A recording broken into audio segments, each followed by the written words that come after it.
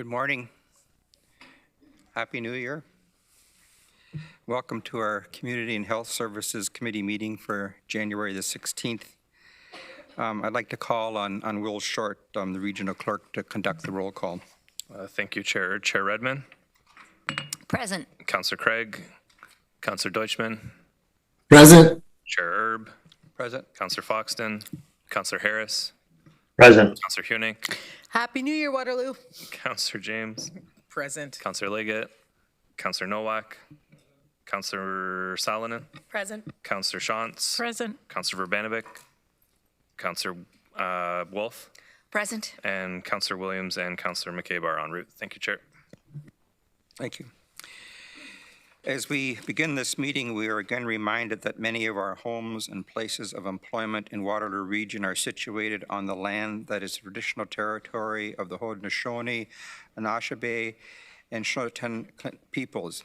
We recognize and deeply appreciate their historic connection to Waterloo region, and we also recognize the contributions Indigenous peoples have made in shaping and strengthening this community.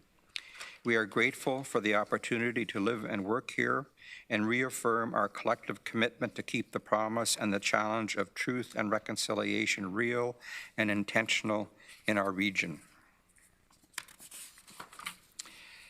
Are there any declarations of pecuniary interest under the Municipal Conflict of Interest Act?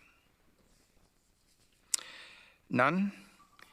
We have no presentations. We had one delegation that has withdrawn, and there is some communication from them under item 8.2 on the agenda. We'll move on to the consent agenda. If you wish to remove an item from the consent agenda, please indicate that now, as we'll not take any questions on consent items unless items are requested to be moved to the regular agenda. The items listed on the consent agenda will be dealt with in one motion. Are there any items that you wish to have removed from the consent agenda? No, Mr. Chair? Yes. I have a few questions regarding 6.1.1. Okay. You want to go ahead and ask those questions now? Sure. So as I was reading through this, first of all, it seemed to me what we're doing is we're increasing the amount of equity that I'm not sure if they're an owner, operator, or who are the people. I assume it's an owner that they're allowed to take out of a property for other, I guess, investment purposes or whatever. And so I just had some concern about increasing the equity takeout on these projects and financial risk for these projects. And also, I guess, our security interest, if that could be explained as well. I just wasn't clear on this 75 to 90%. And a few other questions, too, with respect to that. Okay. Mr. Petitpierre, do you want to respond to that question, please?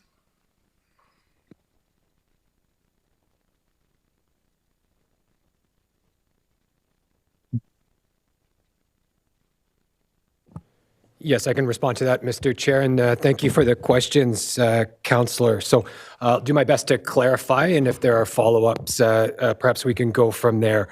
So yes, essentially you are right. We are looking at allowing owners of funded affordable housing providers, either regionally funded, provincially or federally, or any combination thereof, to only have 10% equity remaining in those builds to draw and refinance from. Existing projects right now have an encumbrance maximum of either 75% or 90%, depending on the program that they are funded under. This amendment to the existing policy would put all of those projects at a 90% encumbrance rate for consistency and also to align to the current provincial and federal standards. So it's an amendment to the existing policy to put them all at 90%.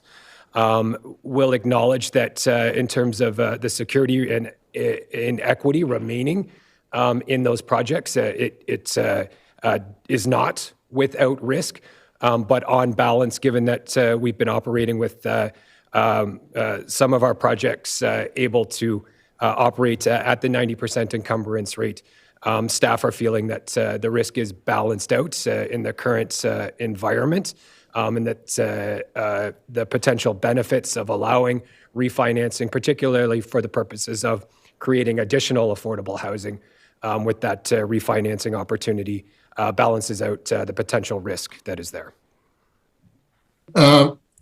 I'm not quite sure how it balances out the risk, but I won't get into a conversation about that because I don't see that as balancing out risk when we're leaving 10% in there. And I'm not sure what we're securing anyway. But one of the items, for example, number 6, talked about requiring, I just got to pull it up here. It just jumped off my screen. Requiring a declaration, or let me just make sure I got the right wording here. Yeah, so number 6 on page 4 of 5, item 6 at the top, it says the proponent may be required to certify that it has maintained an adequate reserve for the purpose of meeting the ongoing capital needs. And I'm just wondering why we're leaving it as may and not shall be required to certify. Yeah, thank you for the question, and through you, Mr. Chair. This is how the policy has read since we've created it back in 2005 and last updated it in 2015. I think it gives us the ability to request it or not circumstantially. I would take it as direction to change that to shall if it gives a degree, an additional degree of comfort in further balancing out any risk that there may be. Yeah, Mr. Paver, thank you for that. I would have been making an amendment, a proposed amendment, motion to amend that to say shall, because we're reducing the amount of equity remaining, which is adding an element of risk. And I think what we would like to do is ensure that at the very least that the proponent is certifying that they have sufficient funds for ongoing capital needs for the property. I just have a bit of an uncomfortable feeling given the nature of the projects and the people who are living there and the risk that we are increasing with respect to this. I'm just, housing security is a concern for me, but I also appreciate the need to build more as well. So it's a tug and pull at both parts of that. I appreciate the comments about an appraisal. I dealt with lots of appraisals, as I'm sure other people have on council. Appraisals are depending on who needs it and who wants it, and the number. The only real appraisal that counts is like voting day. Is the actual sale day is the only appraisal that's ever really going to count. The other thing too is just, can you explain to me? I mean, we're allowing them to take more equity out. Is there any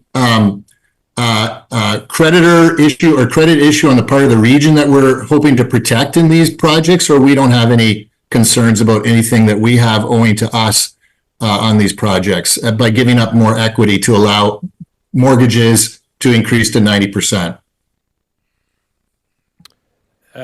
Through the chair, no, we would not be in any sort of a credit position with these providers and operators.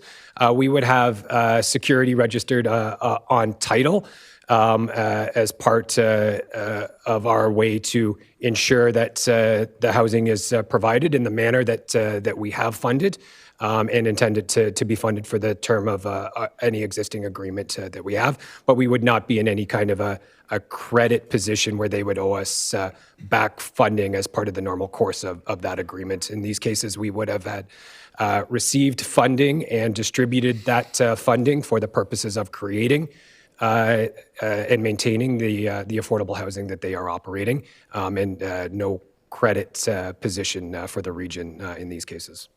So just one last comment, Mr. Chair, if I may. Okay, if just one more, because we do have other speakers waiting in your pack. Oh, you know what? I can wait. Sorry, I didn't realize that. Go ahead, Mr. Chair. Okay, Chair Redmond. Thank you, Chair Erb. I saw this as a good news report and would not have posed these questions had it we not opened the gates of not just being on consent agenda. Ryan, I'm wondering, can you talk, and I don't know if this is a Kathy question or you, how often this is used and what the funds are used for? I saw this as being able to expand existing housing stock in a way to help meet a very undermet need in the community. Thank you for the question, and through you, Mr. Chair, that's how staff are viewing this. Right now, as I mentioned previously, there are existing housing providers that we have funded that are subject to the 90% encumbrance limit. We've seen some other providers looking to access that same level of funding that are under a 75%. And so by allowing them this same opportunity to refinance, it increases the opportunity not only to maintain the existing state of affordable housing through refinancing opportunities, but also to access equity and hopefully create additional affordable housing opportunities by consistently applying the same policy approach. And just, do you know offhand, and if you don't, Ryan, that's fair, how many people that are providing affordable housing that would take advantage of this? Is it a program that's seeing a lot of uptake? It happens periodically. It's not something that happens on a monthly basis. There are, off the top of my head, there are an existing 21 affordable housing providers and projects that we have funded through similar programs, and we're doing more every day through the work of building better futures. And so this policy report would provide all of those affordable housing providers the same opportunity at the same encumbrance rate to hopefully do more and maintain the existing units in a state of good repair. Thank you. Councillor Schatz? Thank you. Just to follow up on that and along those lines, do most of our providers have more than one facility that they're working with, or is it usually just one single facility? Through you, Mr. Chair, it's a mixed bag. We have several providers that have more than 1, 2, 3 facilities. There are one-off occasions, though, where it's only one build or one property. I would say probably the majority have more than one space that they are owning and operating, though, Councillor. Councillor Deutschman. Thank you, Mr. Chair. So I note on, if I go on the Government of Canada website talking about financial institutions and equity lines of credit, the banks are usually providing equity or mortgages up to 80% of the equity on a property, obviously looking at the risk issue. Now, you mentioned some programs are 90% and some programs are 75%. Is that still the case? Are there programs that say you can provide up to 75% of the equity?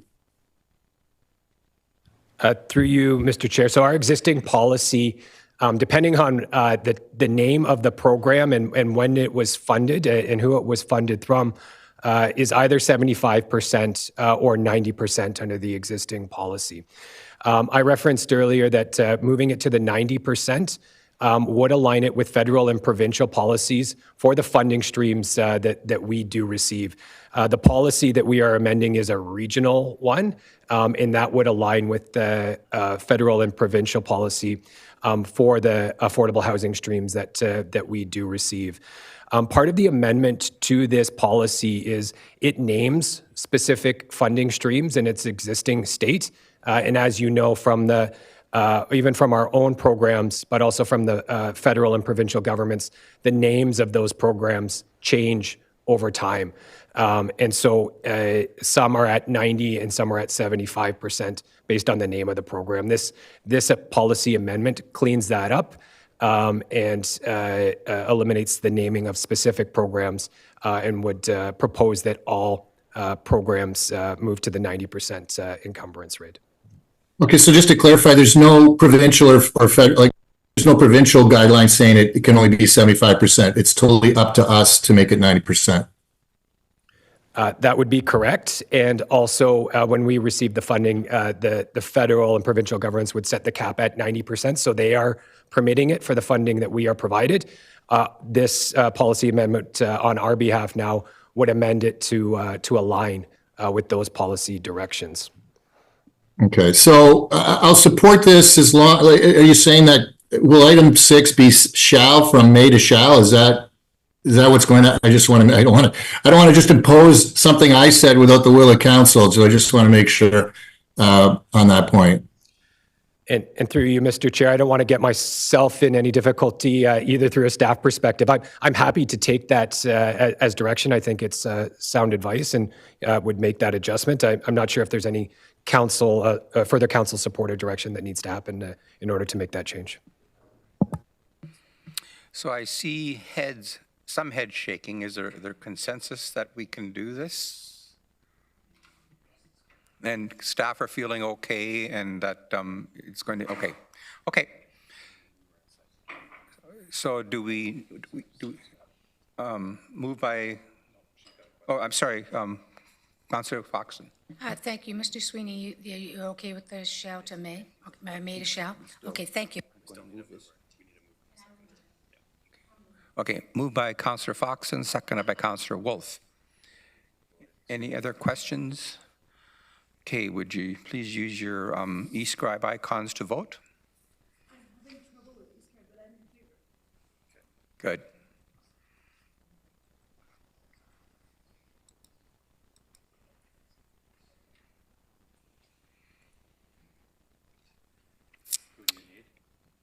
So, Councillor Craig, you're in favor? Thank you. Thank you. Pardon? Are you in favor? Okay, okay. Thank you. Thank you. I think we're having some server issues here, it looks like, on the screen. That's carried. Thank you. Okay, now on to the regular agenda, 7.1, equitable services and opportunities. I'm going to call on our medical officer of health, Dr. Wong, to introduce this. Thank you, Chair Erb. I'd like to ask our Director and Chief Nursing Officer, David Aoki, to make some opening remarks. He's accompanied by our manager, Amber White, manager for this program. Thank you. Thank you, and through you, Mr. Chair. This report highlights our neighborhood nursing program. The neighborhood nursing program was created by Public Health in late 2022 to bridge the gaps in connection to equity-deserving communities identified during the pandemic. The NMP was a pilot strategy based on neighborhood model of care, and it's comprised of a small team of public health professionals, including nurses and a community development specialist, who operated micro-mobile clinics in local settings, as well as staffing the neighborhood bus throughout the region. The NMP worked to reduce or remove barriers for residents in accessing many public health services like vaccines, sexual health support, harm reduction, prenatal health, and other supports close to their homes. Evaluation of the pilot program to date indicates the program has increased access to service, has positively influenced the quality of life of our clients in equity-deserving communities, and continues to build trust within those communities. Building on the success of the neighborhood strategy pilot, Public Health has approved ongoing and expanded mobile outreach and clinical services using the NMP framework. We're happy to take any questions. Thank you. Are there any questions from council members? Councillor Foxton. Thank you. Well done. I think you've made a real impact bringing these buses into the community, and you've become a real figure point, especially in the township. I mean, there's lineups when you guys come. It's great. So well done. Thank you very much. That report is for information. Thank you. Thank you for the work that you're doing.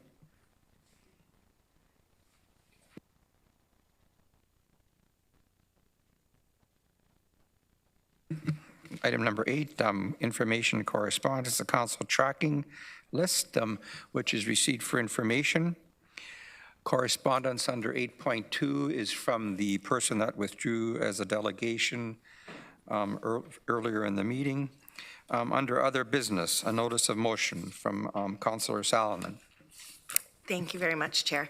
I'm sure that you all have now read this notice of motion, especially since it came suggested from Budget Day. Essentially, what I'm just hoping is that we can get staff to go back and come up with a plan for how they are going to wrap up 101 Herbs Road. In case you aren't aware, there is a servicing limitation with the solution for the wastewater management. Staff were aware when working with township staff that the temporary solution through the building code is only allowed to be temporary, and so it would either require that we do upgrades to the pumping service station to create capacity and tie into the existing wastewater management system that services the paramedic service building, or that we, and I think more presumably, move the hybrid shelter elsewhere that it can either have a temporary solution there or be tied into the water and wastewater system. Essentially, because there is this 2-year timeline, I just want to make sure that we're planning ahead and that we as council are informed and have a plan so that we aren't last minute having any adverse impacts on residents who will likely still be using the services at this time. So I would ask for a seconder and for support on this. Is there a second? Councillor Foxton. Are there any, Councillor Shantz? Thank you. Just a question to Councillor Salonen about the timing, and maybe to Mr. Sweeney as well. We're expecting a fairly comprehensive report in the spring on housing and homelessness. Would this be included as part of that?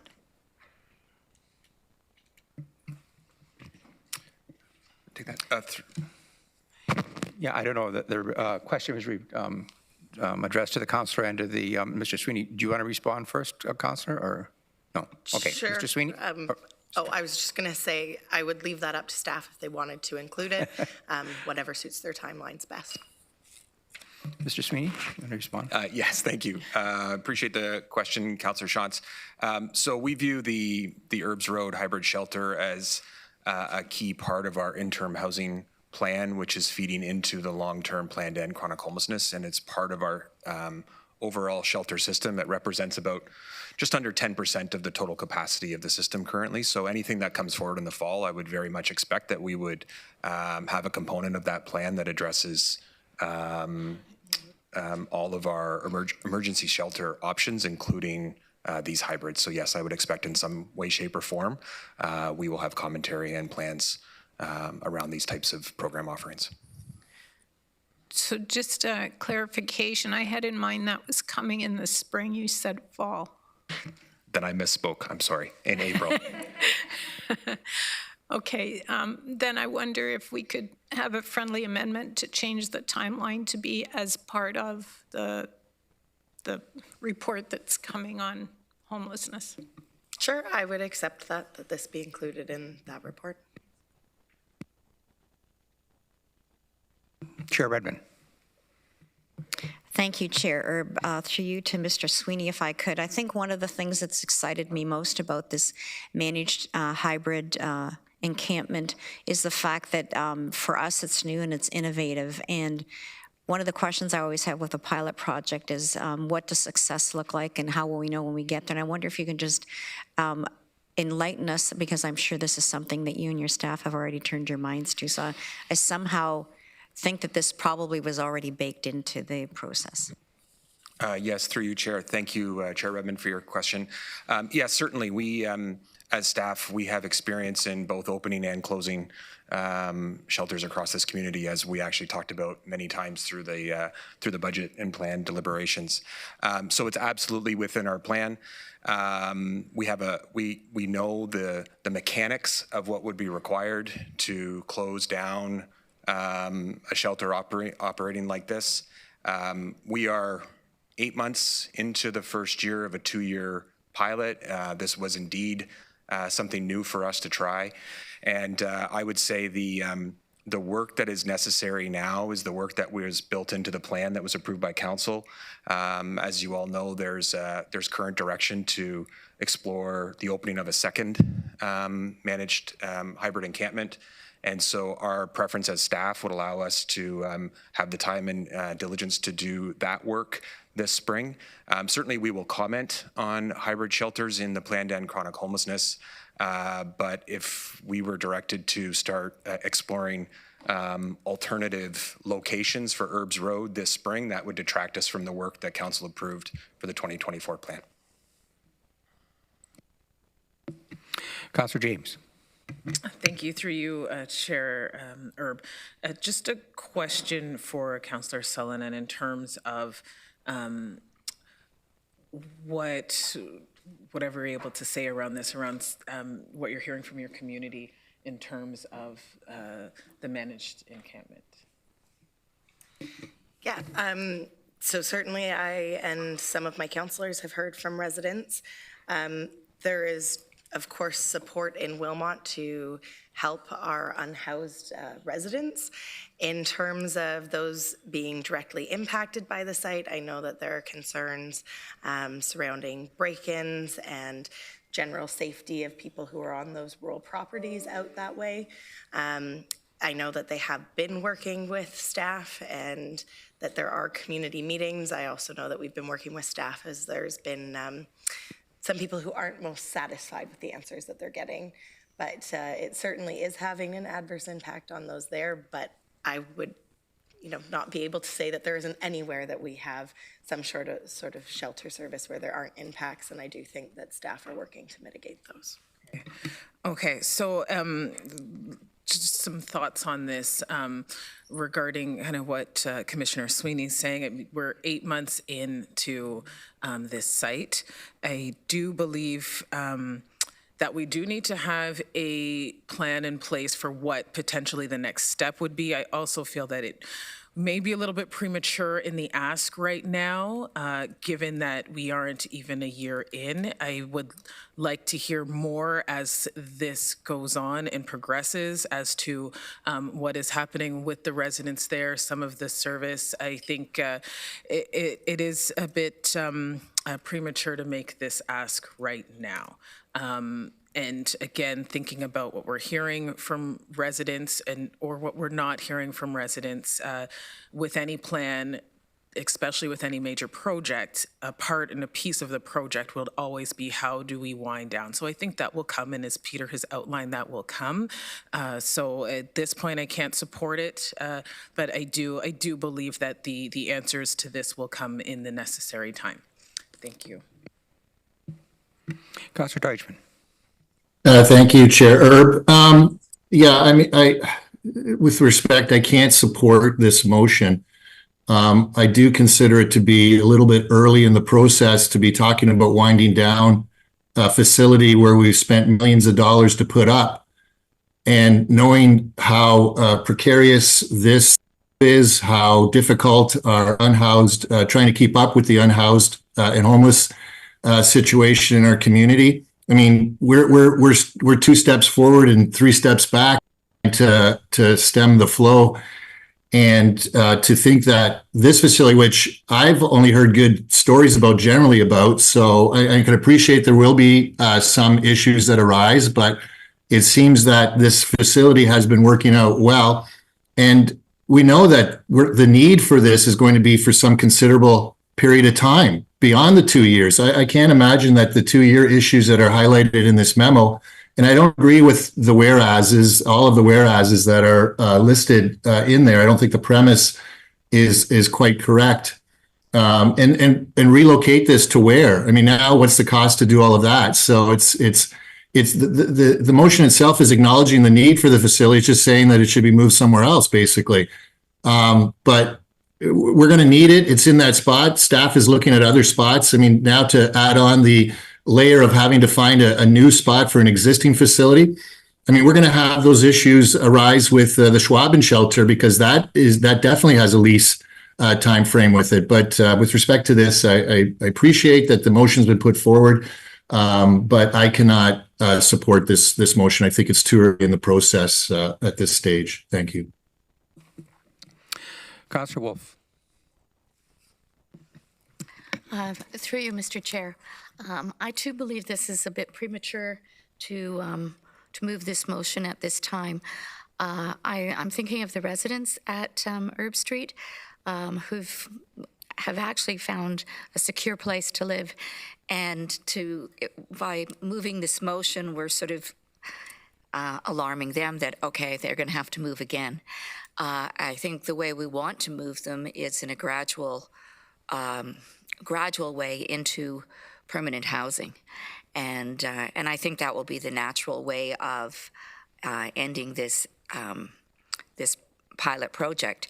But if we pass this motion now, it puts pressure on our staff to come up with a solution right away. And as they said, right now we're busy trying to find a solution for the King Street shelter, to find a new hybrid location in Cambridge. And those are both crucial and need to be done. And I think that just takes the focus of our staff away to something that has to be done immediately. I think this we can deal with later. As we said, it's only been 8 months, and so far basically successful. And so I will not be supporting this motion.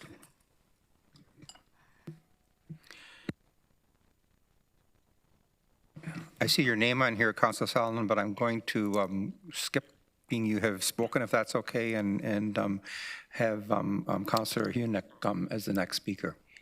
Thank you, Chair. I was surprised to learn that this shelter is regarded as temporary rather than permanent, or it has a 2-year limit on it. Is there a quick answer to why the 2-year limit is there? Mr. Sweeney? Thank you, Councillor Hunick. The short answer is when we proposed this, we were looking for interim program opportunities. This was something that had been floated around in the community for quite a while. And so as we proposed it, was really in the essence of a pilot to try something new, to see if it works, to see if it is indeed something that could be part of our plans. And so for that reason and some other practical reasons, we thought we would put a 2-year time stamp on it. And again, we're 8 months into it and still learning along the way before we can make an evaluation of what we should be doing going forward. A follow-up, Chair, if I may. Is there a reason that timeline couldn't be extended if we get to the 2 years and it's working well? My view is I think that answer is still something that needs to be explored. Our goal right now is to continue to run that program with our partners at the Working Centre, learn what we can. And at some point, we will come back and give Council a full debrief and evaluation of what we've learned and recommendations about the potential use of this type of program offering across Waterloo Region. It'll be less so about the location and more so about the actual program offering of having small individual tiny homes or cabins run and managed 24/7. So that's what we're evaluating more so than the actual location. Okay, thank you, Mr. Sweeney. You're welcome. Am I correct, Councillor Solomon, you want to respond? Yes, if I just may add to that, there is a factual timeline, and that is that my building department in Wilmot Township will actually give a permit saying that they no longer have the ability to be there when that 2-year mark comes. That was agreed upon in the agreements, and it was due to the fact because in the building code under section 8.8 that there is a very finite timeline on how long you're allowed to use the temporary waste solution that we currently have there. So there is a actual timeline on from date of occupancy 2-year mark. That's why I am talking about this, that we need to have a plan in place so that we don't have residents come that 2-year mark who are there and nowhere for them to go. Councillor Craig. Well, thank you, Mr. Chair. I'm not going to support the motion, and I appreciate some of the concerns that have been raised. But as we go along in all of this, in terms of encampments and shelters, I think what we need in the future, and I'm not suggesting right now, because Mr. Sweeney's department, I think, is at its limit in terms of things that it's doing. But we need to have a report on the effect of these the shelters and in terms of on the community, the community around them. And we all allude to this at times, that there are problems and there are complaints. Well, I think it's a bit more than that. And I think we have to look at that and understand that, in fact, that, and I use Schwabenhaus as an example, where we get this annual or weekly report from a constituent about things that are happening. And I think in the future, I may suggest that we have that report come back talking about the community and the effects on the community with some documentation. So I won't be supporting this, Mr. Chair. Thank you. Okay, Councillor Shantz, you're next on the list, but you have already spoken, so I'm going to invite Councillor Foxton. I just said you. So I'm going to skip her in My favor of apologies. Councillor Foxton. I'll support this. What it's saying is that this was a 2-year temporary program. What I believe Councillor Solomon is asking for is that in May it be put in with the rest of the evaluation program.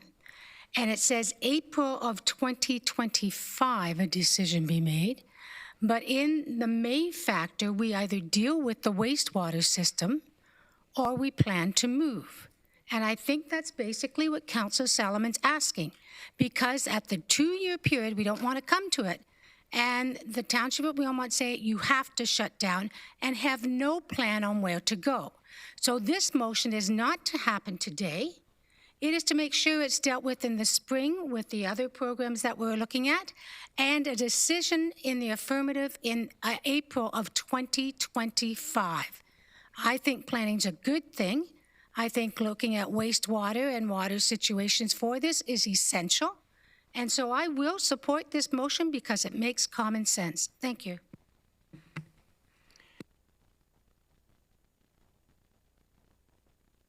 Going to go into the second round of speakers. Councillor Shantz.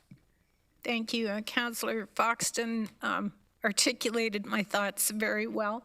I would also add again about the report in the spring. I expect it's going to be fairly comprehensive and connect dots for us, because I think that's what we need, is to have some of those dots connected. And this is one of those dots with the parameters that may or may not be surrounding it. So I don't see a problem with including this in that regard in the report.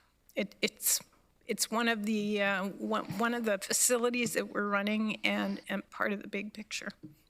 So I'll support the motion. Councillor Deutschmann. Thank you, Mr. Chair. It seems like there's some focus around this issue about wastewater and what can or can't be done at the 2-year mark.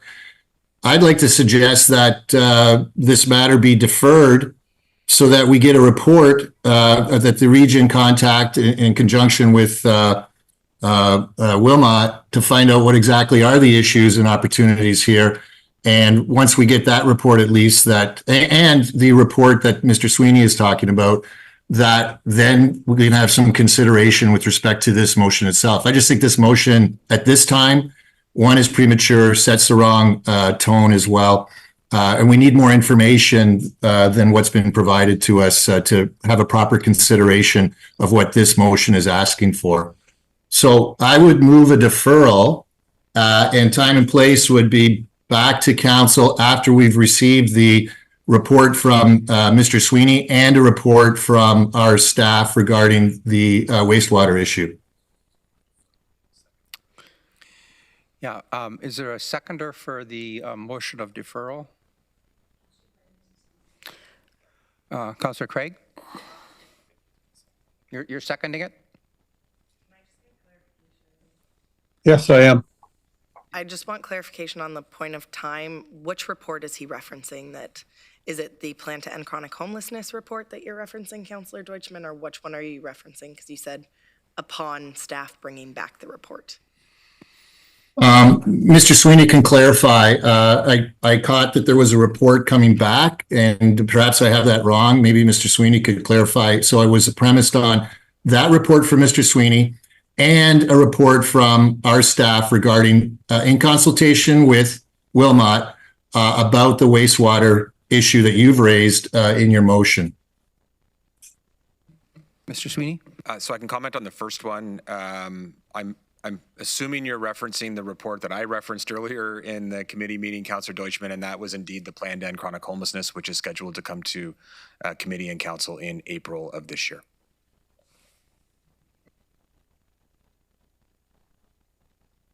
Okay. So I guess, Mr. Chair, is it feasible that our staff would be able to provide us with some feedback or comment about this issue, about the wastewater concern that's been raised? I'm looking to my colleague. Yes, we can do that. Okay. All right. So my motion then stands as presented. Mr. Chair, could we not just have the wastewater report included in? One moment, please, till I get some direction here. Okay.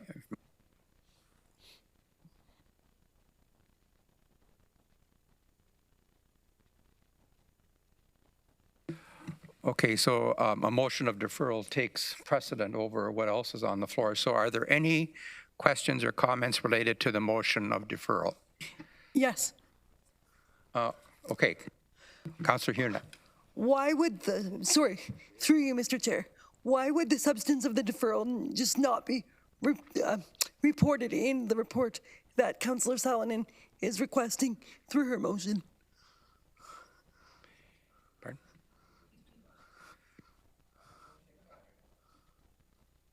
I don't think that's something we would do. Councillor Chair Redmond? I will not be supporting the deferral because to me it is a distraction for staff, which is why I won't be supporting the main motion either. I think the timing is off. Thank you. Actually, the deferral and the motion is exactly what Councillor Deutschman said. The motion asks for the evaluation on the wastewater and water, and it also asks that staff follow the normal process they have, but to remember to keep this situation in the key to deal with at the 2-year mark. As the mayor of Wilmot, it is her responsibility to make sure that things don't fall through the crack. That's exactly what she's doing. So she's asked staff to deal with the wastewater issue because it is under a time crunch, and she has asked it to fall under the evaluation situation and given timeframes for both the spring of 2024 and a conclusion by April of 2025. So I'm going to continue to support the main motion because the deferral that Councillor Rob Deutschman's asking for is exactly the same as her motion. Councillor Wolf. Through you, Mr. Chair, I will continue to oppose the deferral and the main motion, basically for what Councillor Foxton said, in terms that they're very similar. And the timing for staff is the same problem. So it takes their focus away from things that we absolutely must do. And I think that in terms of the pilot project, it's 8 months, so this will, basically just take, if by the time they have to write the report, it will just be about 10 months that they've had, which isn't enough time. I still think it's premature.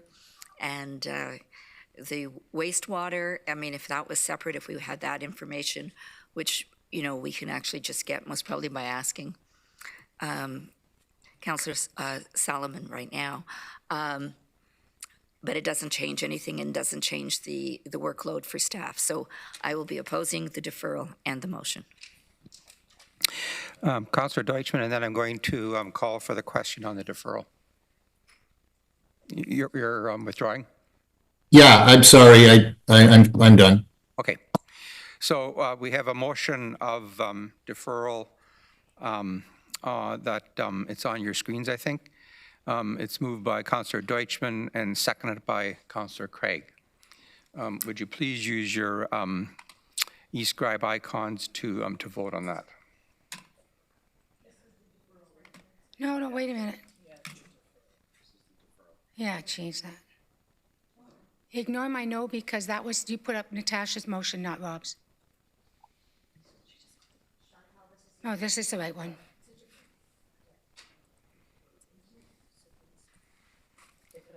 So if I want to vote, I'm not getting a thing here.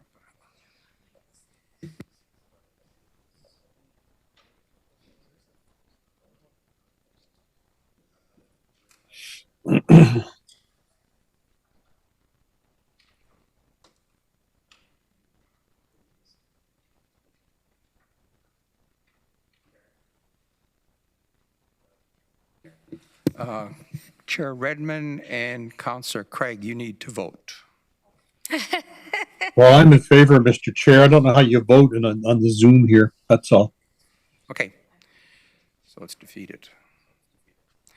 So it's defeated, the deferral. Now back to the main motion. Yeah, so can we put that up on the screen again, please?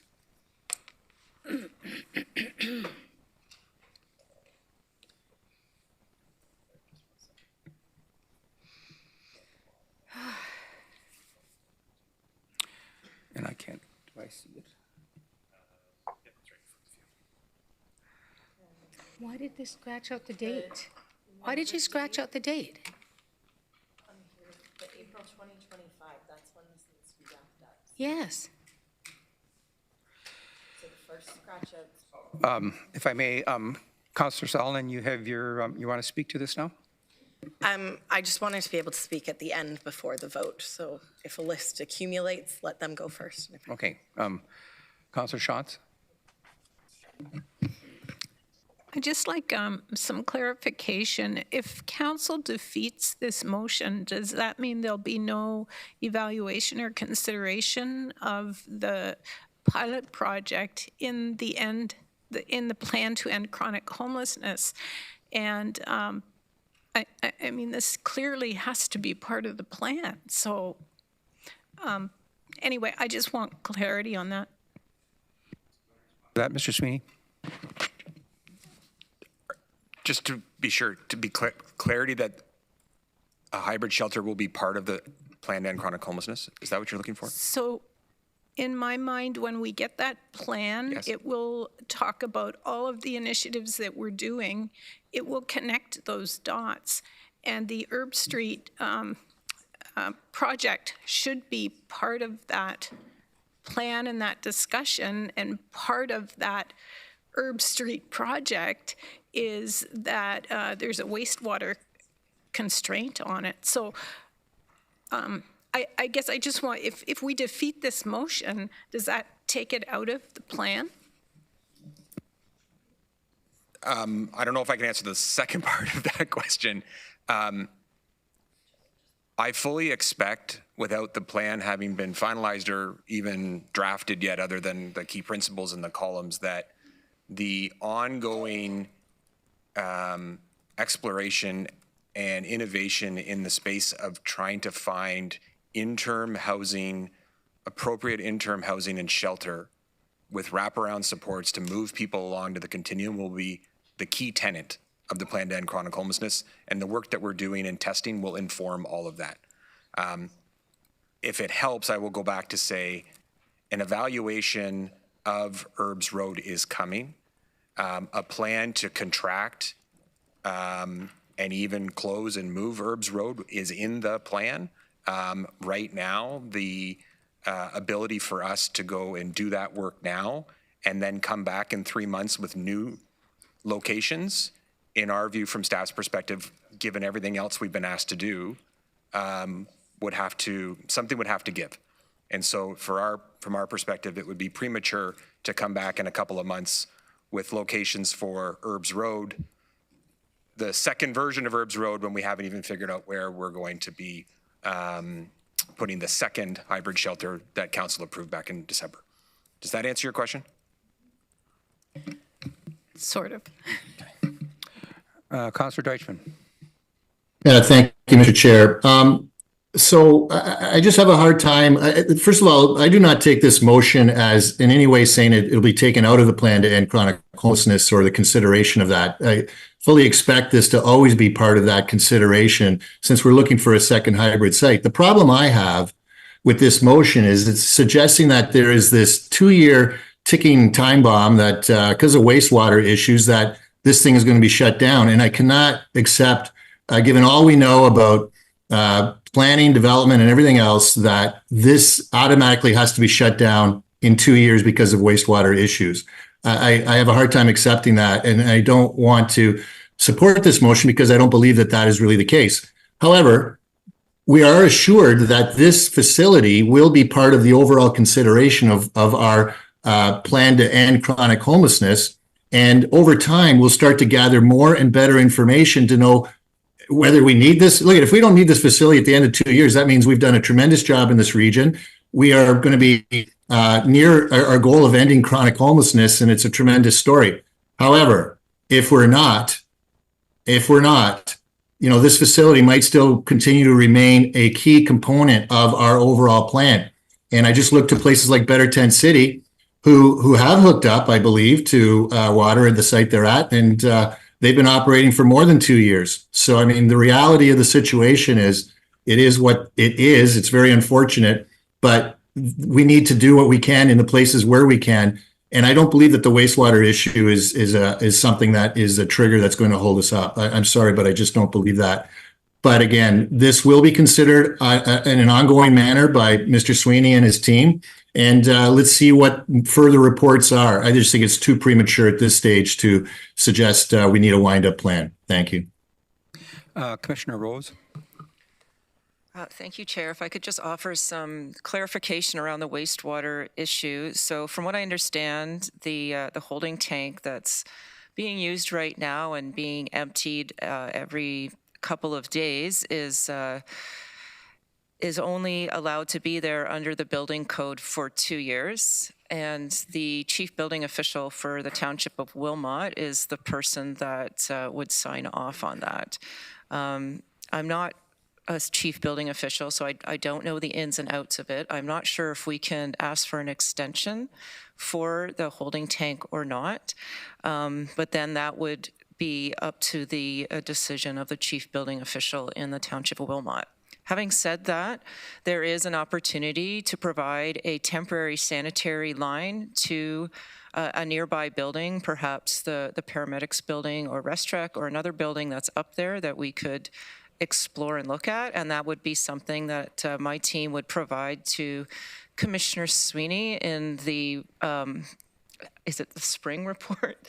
Kind of lost track of which report. Anyways, he's going to provide an update report, so I'm happy to provide more details in that report, but there is an option to tie in that managed encampment to a nearby sanitary service.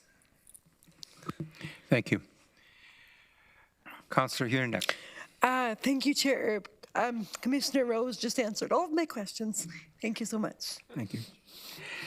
Councillor Liggett. Thank you, Mr. Chair. When I look at this motion, I think that nowhere does it say that staff can't come back and say that there is no plan. And if we have another year yet, that still gives them time to finalize whether they can come up with a plan or they can't come up with a plan. I'm concerned that this was supposed to be a 2-year pilot project, and yet we're still looking at this as being like an interim location with no decrease in the amount of people homeless, as well as no increase in the number of permanent shelters provided for people. We just get further and further and further in the hole, and we don't seem to have any concrete plans either way, whether we're going to move or close the one on Herb Street, or move or close Schwaben, which is extremely problematic. And then we're talking about opening up other locations for hybrid shelters. And I just, I get really depressed when I think of the fact that we're not pulling ourselves out of this hole. We're going deeper and deeper and deeper. I think what Councillor Solomon is trying to do is push us and say, okay, this was a 2-year pilot project. I'm not hearing anything as the mayor of my community that you have a plan in place, regional councillors or regional staff. And I think that we should be a little bit more forceful in what we're doing on behalf of the community, all members of the community, and say, what are we doing here? I'm going to support her motion because I think that we need to have some sort of idea of where we're going. And right now, I don't see that. And I find it very scary that we have more and more people coming online being homeless, no matter why. It doesn't matter to me. It matters to me. You know what I'm saying? I'm not choosing one segment of the society that is homeless over another. I just struggle with this as one of the people at this level of government. This is the level in which I can help. And I'm not seeing anything changing. So I thank Councillor Salonen for at least trying to do something here. Councillor James? Thank you, through you, Chair Erb. Yeah, thank you for raising this, Councillor Salonen. You know, my concern here is that staff, like, I trust what staff are doing. Obviously, when agreements were signed, there was a 2-year mark on this. So clearly, at some point, there would need to be discussions about what the next step would be. And I don't think we're giving this a fair shot with allowing staff to do their necessary jobs, given all of which they have to do right now. I stand by, I think this is premature. There is no way, it is at the top of our minds that this is a 2-year project. Same with Schwab and Club. We know that there is a date there as well for that. Once you have a due date, you know there needs to be something implemented regarding what that next step would look like. We are 8 months in. And I think if we're really giving this you know, Commissioner Rose responded to and clarified about the wastewater. I think there's things that will come back to council and should. I just think this is premature, and I also trust what staff are doing in terms of this site. So again, I still stand with I can't support it, but I do acknowledge that we do need to have some clarification down the road, and I trust that that will be coming. Councillor Salonen, you wanted to have the final word. I am going to ask committees indulgent as chair that I am able to speak at the end if that's committees in my. But before you speak, I do want to ask, there was a friendly amendment to the last part of the motion, so no later than May of 24, that was supposed to be the fall. Is that correct, Councillor Shantz? That's up on our screen now. My intent was just that it be included in the plan to end chronic homelessness that is coming to us in the spring. I do believe that's properly reflected now on the screen. Yes, it's on the screen. So the expectation still then is the spring of 24? That a report with some suggestions is brought forward. Yeah. The wrap-up is the date no later than April 2025 of the site, whether that be putting in new sewage and actually tying in the system or moving somewhere. So I guess my question back then to Mr. Sweeney would be, is that timeline attainable? So we're in the hands of council. There are 2 dates here. Given that we have originally brought forward this as a 2-year pilot, April 2025 is on our radar and is in our plans. We obviously wouldn't bring that to council, you know, the month before. These are people's lives. These are people's homes. They are temporary and interim, but there are a number of factors. And so a wind down plan would be thought out compassionately and consistently and would come in due course.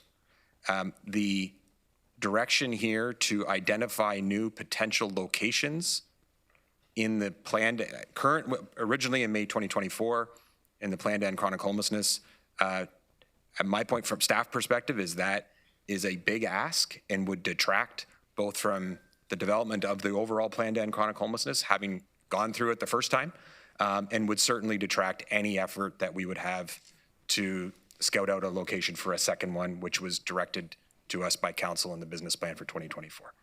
So I hope that's clear. Yeah, thank you. Thank you. Okay. Councillor Unick, you want to speak again? Sorry, Chair.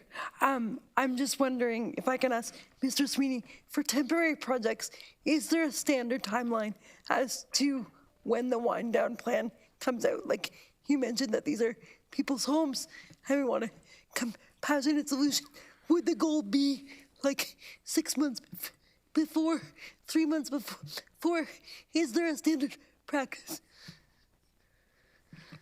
I'm actually looking at my staff team up above. I think it depends, but certainly, you know, at a high level, the first thing that happens is you start eliminating new intakes, and then you start working with people to contract over time. And I can't give you a definitive time frame of when we would start that at Herbs Road. It would look different, I think, for any program offering. I will tell you, it certainly would not be at 14 months out. Thank you. Okay, Councillor Solon, and then we're going to call the vote on the notice of motion after I have an opportunity. Thank you very much, Chair, and thank you everyone for the robust debate. I do just want to reiterate that I want to plan for the best success for our residents experiencing homelessness and for all the residents in the region. I certainly appreciate Commissioner Sweeney and the work his staff do. My motion by no means is questioning the validity of this as an idea of hybrid shelters. What I am asking is, because we know we have a finite timeline, and whether some of you want to believe it or not, the Building Act, my staff are obligated to enforce it. And in fact, it is stated as 12 months in the Building Act for this solution. And because they wanted to be accommodating and they were told it would be 2 years, they accommodated and gave 2 years. They will not be that kind going forward because, again, this is their professional credentials and they are accountable to the Building Act. So in terms of whether you want to believe there's a finite time or not, there is. And I am not asking for deliberations of questions of if this model works. I am asking that we have a wrap-up plan. As Commissioner Sweeney just said, that may look like starting to slow down the intake. But again, when we are talking 14 months out, and really we're going to be looking a year out, if that's 6 months because it takes 6 months for us to place X number of people, which I know continues to change, but originally back during budget, we were told we got 6 people placed in 6 months. That's great.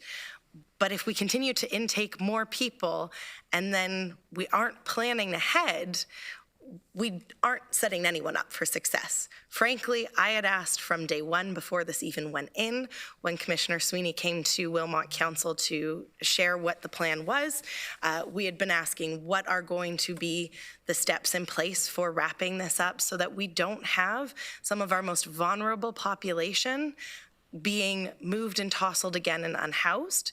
I want us to set ourselves up for success, to plan for that. I appreciate some of you think that this is premature. I frankly don't, because again, we don't know what a wrap-up on this looks like. And I'm not necessarily saying that that wrap-up means to not have this site in these 50 units, but we know that getting land takes time. We know that moving takes time. We know that if we were to put in a tie-in to the sewage system, that takes money and time that we need to plan for, and that's not been reflected in the capital plan during budget. We need to be planning for these things now, otherwise we're planning to fail if we don't have a plan. So I'm very surprised that there are so many mixed emotions on this. I think, again, as a group that is set up and directed staff to do this pilot, I think it is our due diligence to have a plan for when that pilot comes to an end. And I would not go off of the wish and the hope of good graces that Wilmot Township will not enforce the building code in 2 years' time, because I can be quite confident that we will be. And I want to ensure that those residents at 101 Herb Street are not adversely impacted because we as council failed to plan. So I thank you for my closing statements. So, Councillor Shantz, is this a legacy hand, like you've spoken 3 times? I know. It's not a legacy hand. It's a question on the motion. And it's, if we're getting stuck, and I don't want to cause a whole another round of debate, but if we're getting stuck on the part that says that it has the shelter relocated, if the motion ended, therefore, be it resolved that staff be directed to work with the shelter operator on a wind-down plan for no later than April of 2025. Would that be more amenable to the council. That.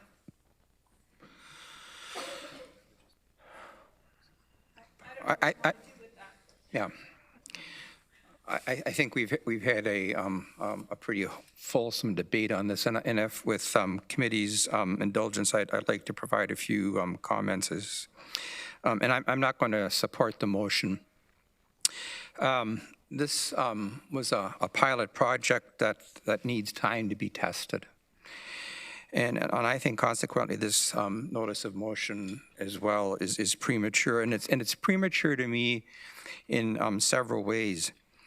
Staff worked and worked and worked to get this hybrid location shelter operational, and securing the location was one of the biggest challenges. And now, 7 or 8 months into it, we're asking them to find a new location for this site, plus find a second location for what we are anticipating in the report coming to end chronic homelessness that we approved in the budget.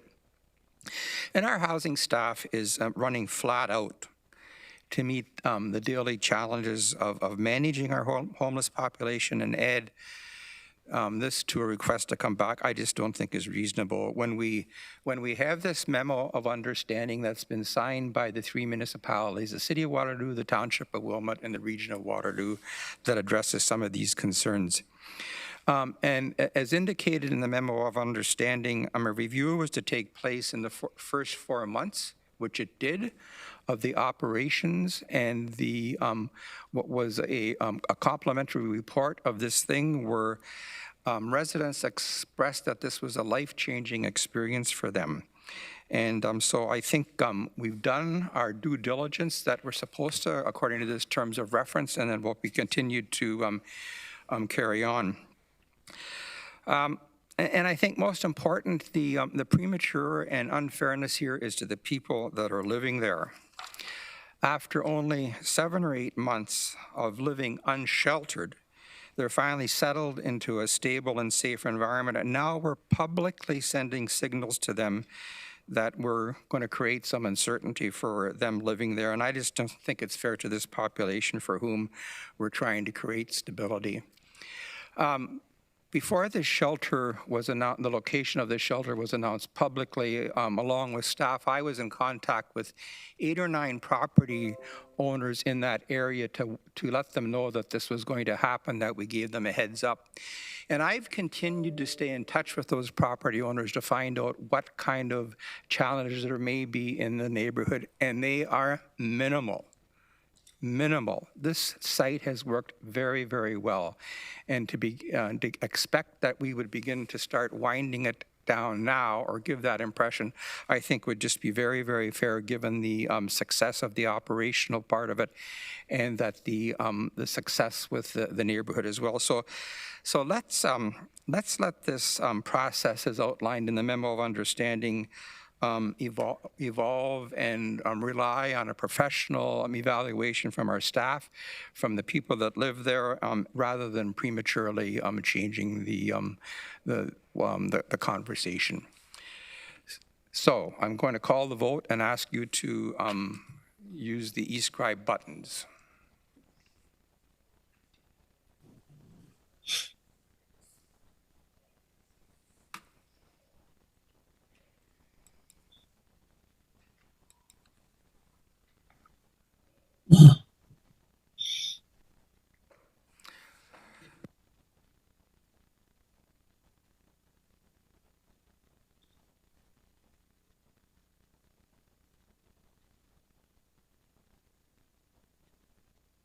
Who are we missing here?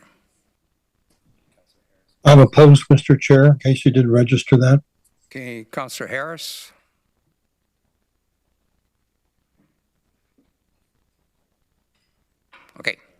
Okay, so it's defeated.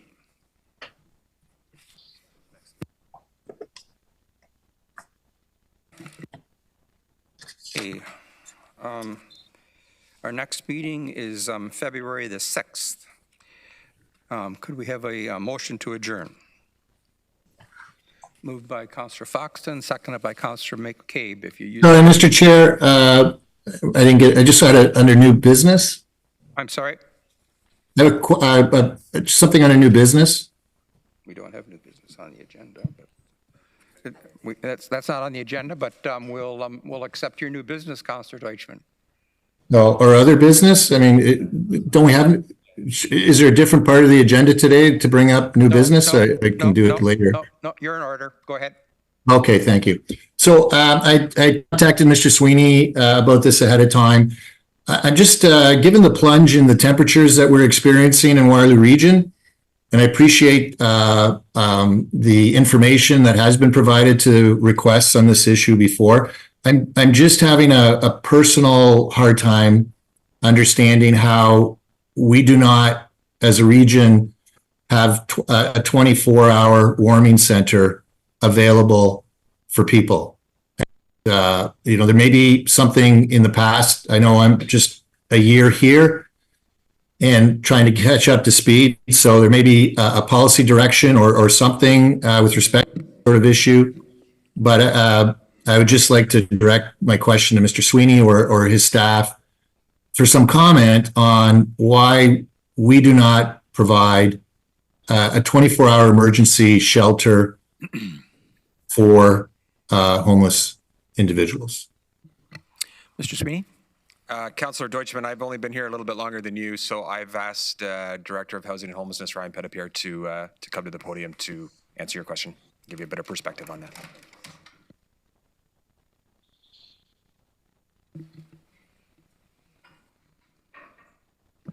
Thanks for the question, Councillor, and through you, Mr. Chair. I think I'll begin by describing our system as it exists today and has historically, but maybe even before that, want to acknowledge that homelessness, of course, is not a seasonal issue, but it's incredibly difficult during the winter months for this population. So we share your sentiment, both of concern, and want to assure you that those of us that work in the sector, from my position right down specifically to the front lines, it's a very concerning time in this part of the world, given our seasonal issues. Undoubtedly, it's a tremendously hard time to be homeless. So I'll preface my remarks on the existing system with that and acknowledgement. The system, as we have it set up today, has 24/7 emergency shelters. That is the premise that we have built our system on. As of today, we have 511 fixed emergency shelter beds in this system, plus several transitional housing properties, plus motels overall. That's the fixed bed emergency shelter system that runs on a 24/7 basis. Through times of extreme weather, both in the summer and in the winter, we work with our providers to expand their existing capacity on a time-limited basis through those weather events. So we fund, encourage, and support them to take in additional people as needed throughout that 24/7 period. In addition to that, we have warming spaces available throughout the community during the days and including the weekends. So those are places like our office buildings, our welcome centers, and other drop-in centers and providers. What we don't have is an overnight warming space specifically, and that's because we have the fixed site emergency shelters. If we were to look at or consider an overnight warming space, we'd ultimately be considering an additional emergency shelter space, given the staffing needs, the support needs that would be required to open, operate, and support those types of centers. So the way that we have run is working with the community on daytime warming spaces and expanded capacity in the existing system on an overnight basis from those that need to get in out of the cold beyond what they're able to serve on a regular fixed bed basis at their sites. I hope that helps provide some clarification on the historic operating model that we have run and the system as we have it today. Thanks. Chair, if I may, just thank you for that. So just a question then. So for example, the working center noted that they were able to hire 2 people on a temporary basis to create 24, 26 spaces on an emergency basis. Is that the sort of thing that we have to fund, or I'm still not clear on why we're not able to create a emergency overnight shelter? Thank you, and through you, Mr. Chair. We do have many overnight emergency shelters. If we're talking about expanding the capacity of those sites or others, we have put out the communication to our operators and to the community that if they're able to increase their capacity on a temporary basis to help us through the extreme weather events that we're now facing, that we would support them on a financial basis to do that. So we would communicate with our providers if they've got the ability to expand capacity and help to support them to meet their needs, to address the needs of this population on the temporary basis. So this week, for example, can you give us an example of where we've increased some, and I may be using the wrong terminology, so forgive me for that, but I'm talking about emergency overnight space. Is there any place where we've done that this week? Through you, Mr. Chair, what I can say is we have put out the call to all of our existing providers, asking them to entertain expanded capacity. I know that the Working Center is working on doing that at one of their particular sites. We also have and continue to fund what we call overflow spaces at a few of our existing emergency shelters. So in terms of language, yes, and I think we may not quite be on the same page yet. So we have emergency shelters, we have emergency shelter beds. Those operate on a 24/7 basis. There are also warming centers that exist throughout the community that anybody can access during the day and on weekends. If we're looking at creating additional overnight emergency shelter spaces, those are through expanded capacity of our existing operators. And that's how we address the extreme weather events, both in the winter and the summer. Okay, well, thank you, Mr. Pettigrew. I think I'm going to follow up with you and Mr. Sweeney on this topic offline, and just to get some more information and better clarity. I think I'm looking at the emergency warming center concept, not the shelter concept. So I just want to make sure. I'm just curious and interested in following up more on this issue. So thank you very much for your information today. Councillor McCabe. Thank you. Thank you. Through you, Chair. I just want to be clear that I understand what you're saying, Ryan. Like, it sounds to me, and when I've read the information that you've sent, because I think all of us are concerned, of course, about anybody who who is living rough or outside, you know, at any time of the year, as you said, but particularly when it's so cold. But we have capacity in our, I just want to make sure I'm understanding you. We have capacity. So we open the warming centers throughout the day, sort of normal business hours, and then we have space and we have emergency in our shelters, and we have emergency shelter space. So I feel like what you're saying is that we actually maybe don't need an emergency warming centers overnight shelter or overnight warming centers, because we have already space available in shelters and in emergency shelters. Is that correct? I don't want to put words in your mouth, so I just want to make sure I'm understanding you. Appreciate that, Councillor, and through you, Mr. Chair. Yes, that's the system that we currently have and how we have been operating. I think additionally, what we have incorporated over the last couple of years, we recognize that even with this system, there are people that are reluctant or unable to access those supports either during the day or overnight. We've put a significant amount of additional funding into what we call warming packages that are delivered through our on-the-ground providers that also spend time out on the streets connecting with people and, to the best of our ability, equipping them to stay warm and safe in the existing environment. So in addition to expanding capacity through the winter months in these extreme temperatures, that's another option that is available, and we'll continue to monitor the situation. We don't want to be turning people away that show up and need the support. And if we are finding ourselves in that situation, we'll be looking to address that as needed.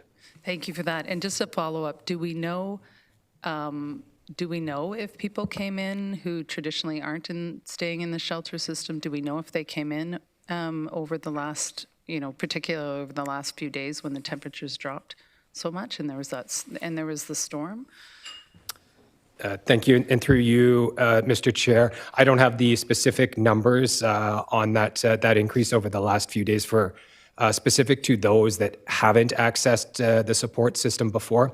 What I can say is that through the winter months in general and historically, yes, we tend to see folks that don't regularly access the system. They tend to access it sporadically as needed.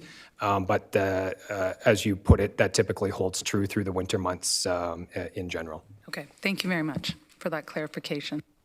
Chair Redden.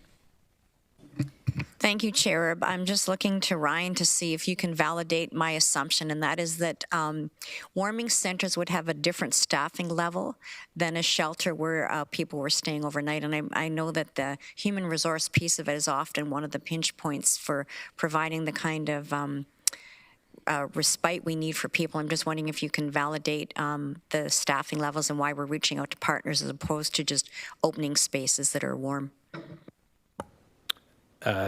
Thank you, Chair, and through you, Mr. Chair. Yes, your assumption is correct. When we're talking about opening up a service and a support for this population, it's going to require a level of staffing.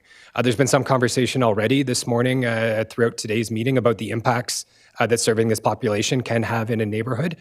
So that if we would be opening up a service, whether it's an emergency shelter or a warming space, on an overnight basis in a neighborhood in our community, we would want to make sure that it is staffed appropriately to support that population and the surrounding neighborhood that's there as well. So whenever we're looking at an additional space in our community, both finding the physical location and putting in the operating supports to make sure that the population is appropriately supported are the challenges that we are up against. So if we're looking at warming spaces specifically or an additional emergency shelter space, the staffing and the physical space itself would need to be addressed. Thank you. Thank you.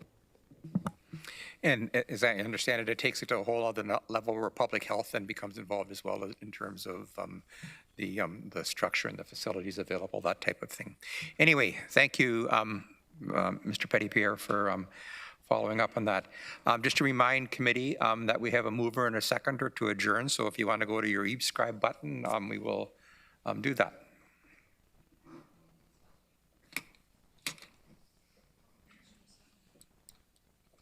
Pardon? Well, Councillor McCabe seconded it.